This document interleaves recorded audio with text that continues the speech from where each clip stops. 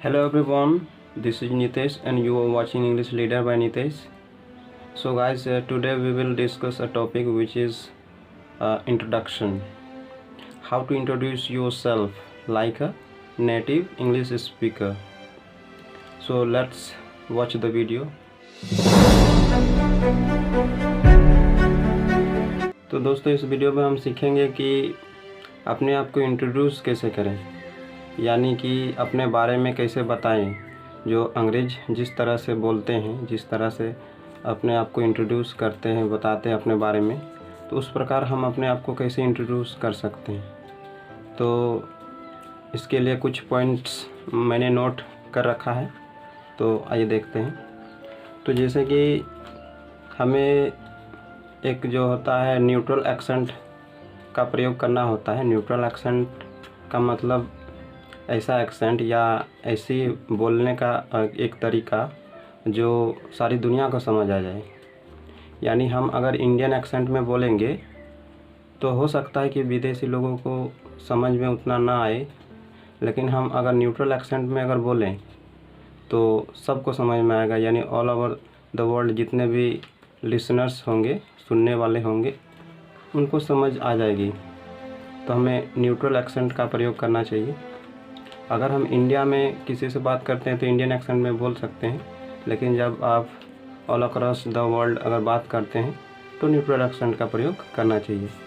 तो पॉइंट ये है कि जैसे हम हिंदी सीखते हैं, अगर हमें हिंदी सीखना हो तो किस जगह के लोग हमें सबसे अच्छी हिंदी सिखा सकते हैं। क्या चाइनीज़ लोग हमें अच्छी हिंदी सिखा सकते हैं? क्या अंग्रेज़ लोग हमें अच्छी हिंदी सिखा सकते हैं? नहीं ना। ठीक इसी प्रकार हम इंडियन हैं, लेकिन हमें इंडियन एक्सेंट में अंग्रेज़ी सीखते हैं तो कई बार हमें प्रॉब्लम हो जाती है अंग्रेज़ों की एक्सेंट को समझने में। तो हमें क्या करना चाहिए? तो जैसे कि शुरुआती लेवल पे हमें हिंदी का हेल्प लेना चाहिए अंग्रेज़ी सीखने के लिए। फिर बाद में अगर इंटरमीडिएट लेवल या एडवांस लेवल में है तो हमें अंग्रेज़ों का ही सहारा लेना चाहिए। यानी कि ऐसे टीचर जो इंग्लैंड से हो या फिर अमेरिका से हो तो ज़्यादा बेहतर रहता है, क्योंकि अंग्रेज़ी को अंग्रेज़ी की तरह ही बोलना अच्छा रहता है। तो यही बात है। तो जैसे आज का टॉपिक है कि हम अपने आप को इंट्रोड्यूस कैसे करें नेटिव स्पीकर्स की तरह। नेटिव स्पीकर्स मीन्स जो लोग बचपन से इंग्लिश बोलते हैं। तो सवाल ये है कि जैसे सबसे पहले अगर कहीं भी मौका मिले इंट्रोड्यूस करने का तो हमें धन्यवाद देना होता है, थैंक यू कहना होता है कि thank you very much for giving me the wonderful opportunity. तो इस तरह से हम धन्यवाद देते हैं चांस देने के लिए। फिर आपको क्या कहना रहता है? आपको विश करना रहता है, यानी कि जैसे good morning, good afternoon, good evening, इस तरह से इंट्रोड्यूस करने से पहले। फिर हाय, हेलो, इस तरह से भी बोल सकते हैं। उसके बाद अपना नाम बोलते हैं। तो अपना नाम किस तरह से बोलते हैं? अपना नाम बोलते हैं जैसे हम लोग बोलते हैं आई एम, लेकिन वो अंग्रेज़ लोग क्या करते हैं, शॉर्टकट ज़्यादातर यूज़ करते हैं। आई एम को आइम बोलते हैं, आई एम नहीं बोलेंगे, आइम। यानी आई और एम को शॉर्ट फॉर्म में बोलेंगे, आइम। आइम के बाद अपना नाम बोलेंगे, जैसे I am Nitesh, you are, आप। फिर इसको बोलने का एक तरीका है कि माई नेम इज़, लेकिन नेम इज़ को भी वे लोग शॉर्ट में बोलते हैं नेम्स। माई नेम्स नितेश, इस तरह से। फिर एक तरीका है दिस इज़, जैसे कि मैं अपनी वीडियोस में बार बार बोलता हूँ, hi everyone, this is Nitesh. यानी ये भी एक तरीका है अपने नाम को बोलने का, this is Nitesh, this is Ram, Ramesh, anyone. तो नाम बोलने का ये भी एक तरीका है। उसके बाद आता है कि हम किस जगह से आते हैं, यानी कि किस जगह से बिलोंग करते हैं, उसको हम एक्सप्लेन करते हैं। जैसे कि आई लिव, मतलब मैं जहाँ रहता हूँ। I live in Dhanbad, I live in Jharkhand. यानी इन का प्रयोग हम बड़ी जगह के लिए यूज़ करते हैं। अगर छोटे जगह में रहते हैं तो एट का प्रयोग करेंगे। जैसे हम अभी गांव में रहते हैं तो आई लिव एट अपने गांव का नाम, और बड़े शहर में रहते हैं तो इन का प्रयोग कर सकते हैं। ये तरीका एक है जगह को बताने का। फिर होता है आई एम फ्रॉम, माने आप कहाँ से आते हैं, किस जगह से आते हैं। I am from Dhanbad, I am from, या फिर आई कम फ्रॉम, ये भी एक तरीका है, आई कम फ्रॉम। फिर एक होता है आई बिलोंग टू, यानी जब हम धनबाद के निवासी हैं और धनबाद से बाहर जाके हमें इंट्रोड्यूस करना रहता है तो हम बोलते हैं I belong to Dhanbad, I come from Dhanbad और आई एम फ्रॉम धनबाद, या फिर आई लिव इन धनबाद। ये तरीका है जगह को बताने का, जहाँ हम रहते हैं। एज को बताने का क्या क्या तरीका है, जैसे आई एम को आई एम बोलते हैं, आई एम अलग अलग ना बोल के आई एम, तो आई एम के बाद अपना एज 20, 25, 22, आई एम 20। इसके बाद एक तरीका है आई एम 20 ईयर्स ओल्ड, इसे भी एक तरीका है। My age is 20, my age is, ये भी एक तरीका है।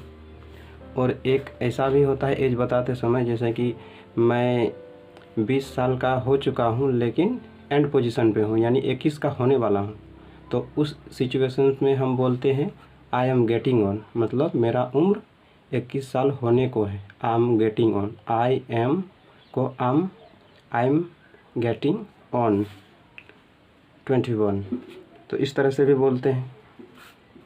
उसके बाद आता है करियर, यानी कि आप स्टूडेंट्स हो सकते हैं, क्वालिफिकेशनल बैकग्राउंड आप बता सकते हैं कि आपका एजुकेशनल क्वालिफिकेशन क्या है, तो व्हाट आर योर क्वालिफिकेशंस, तो आप ऐसे बोल सकते हैं I am a student, I am doing or I am pursuing BA part 1, part 2।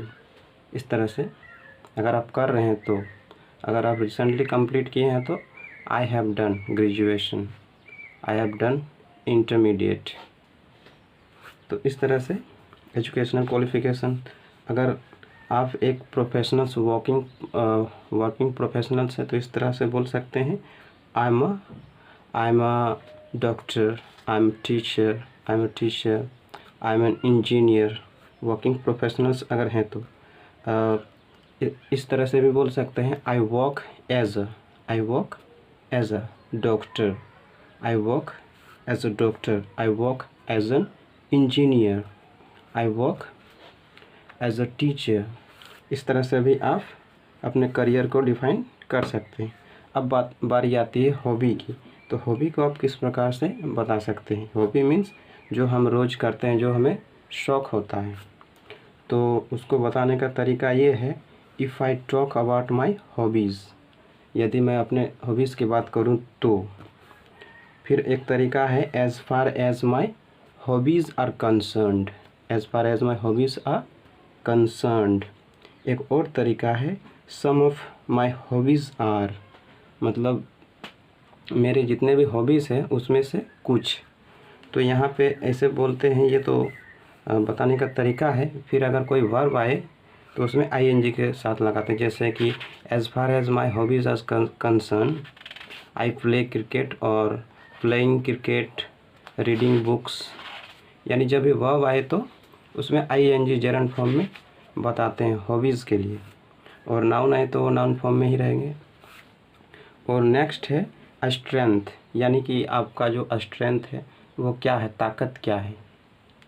तो as far as my strength is concern, इस तरह से बोल सकते हैं।